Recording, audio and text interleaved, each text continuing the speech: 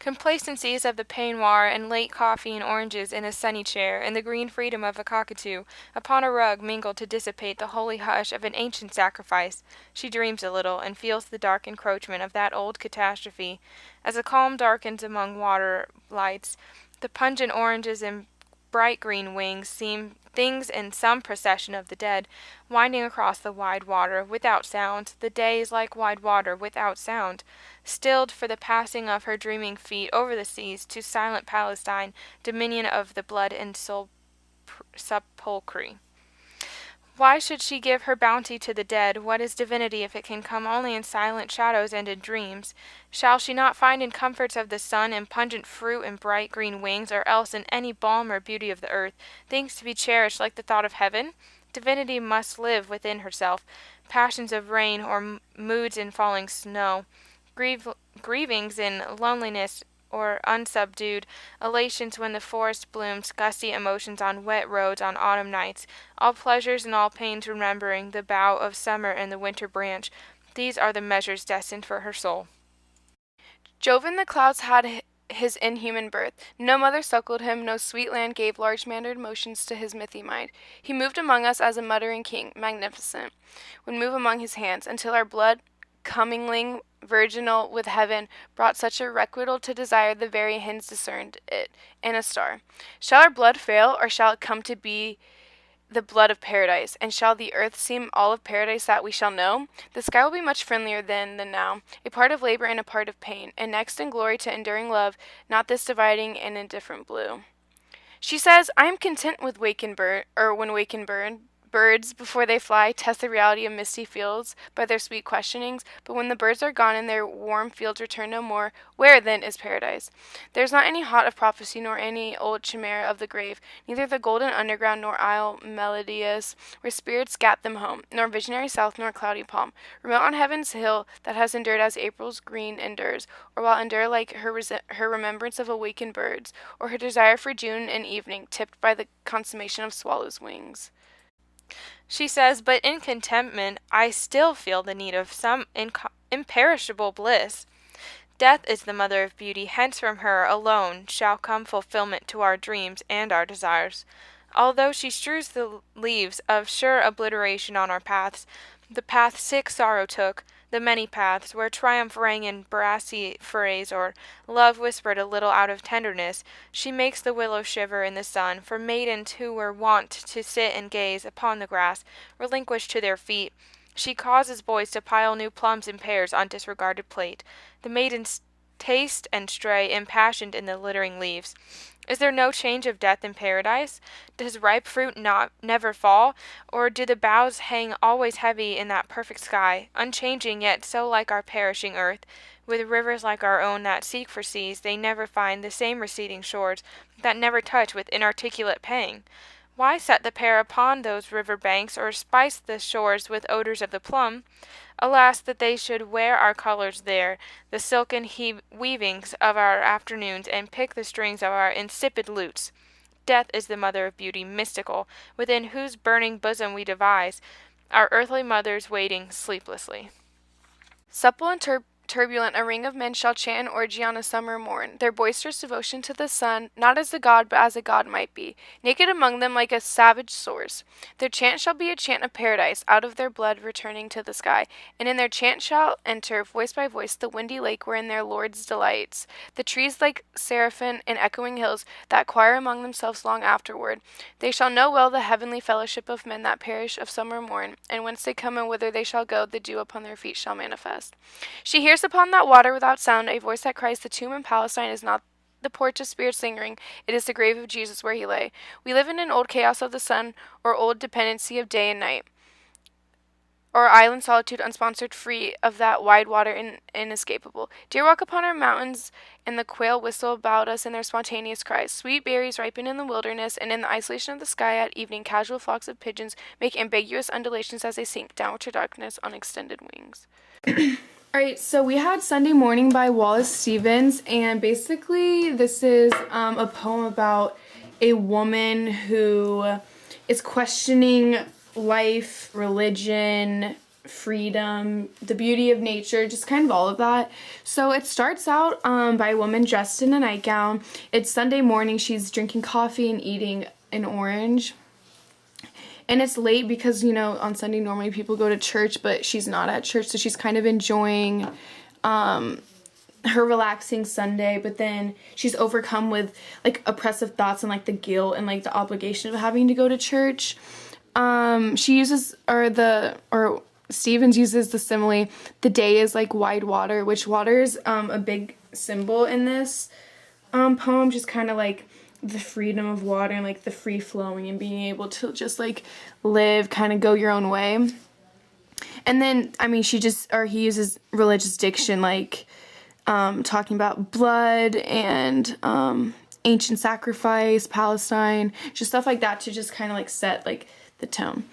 In the second stanza, he introduces some rhetorical questions to kind of just get the reader thinking and like get on the same page as what the woman is thinking and like kind of into her mind.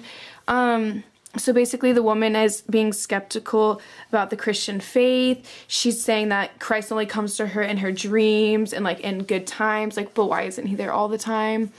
And she really finds her comfort and her bliss in nature. And like when she's sitting outside on Sunday morning, she's just like overwhelmed by the beauty of nature and how it's so comforting to her. And then at the end of this stanza, it's kind of contrasting summer and winter, and just more natural diction and just like imagery.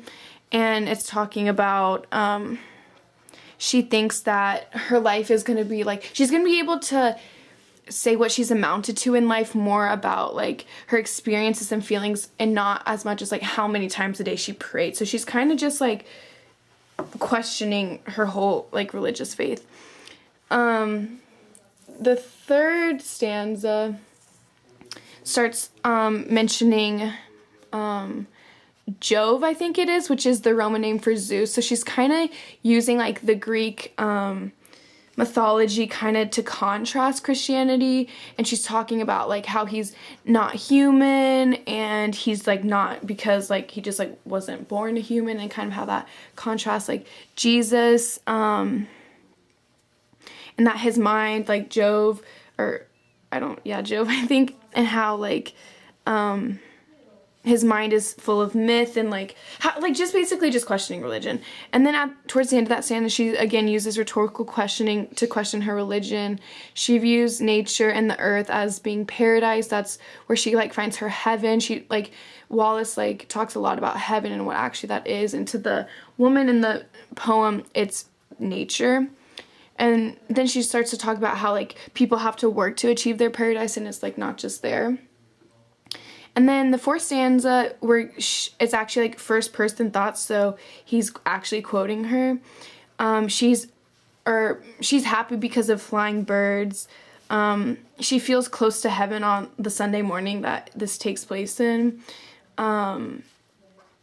She's worried because she starts to like get deep in thought, and she's like, oh, natural beauty is like not gonna last forever, but like what else are we gonna have? And I think that's kind of where she gets like her like religious like controversy. She's like thinks that there's something better, like like when the beauty dies, like what else is there? So she's kind of like questioning it.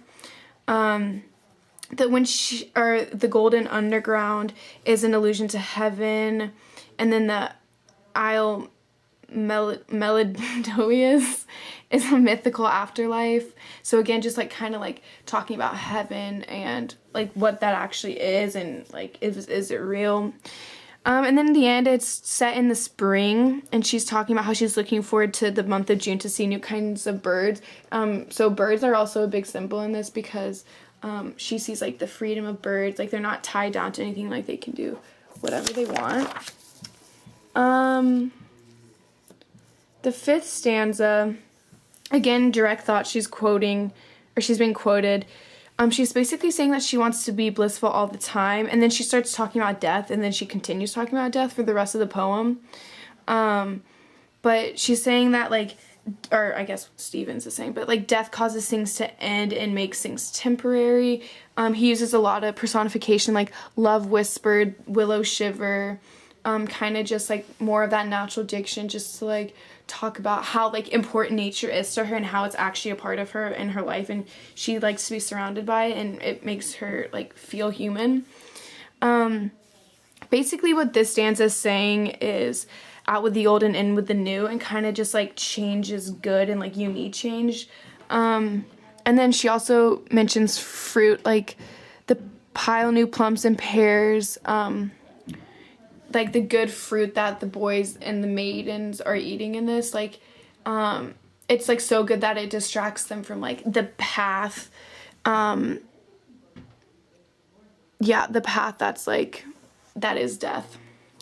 All right, the sixth stanza, more rhetorical questions again, just like questioning religion, like is there no change of death in paradise, like kind of praising death, and which goes hand in hand with praising of change and like the cycle of generations, like you have to die, you have to move on.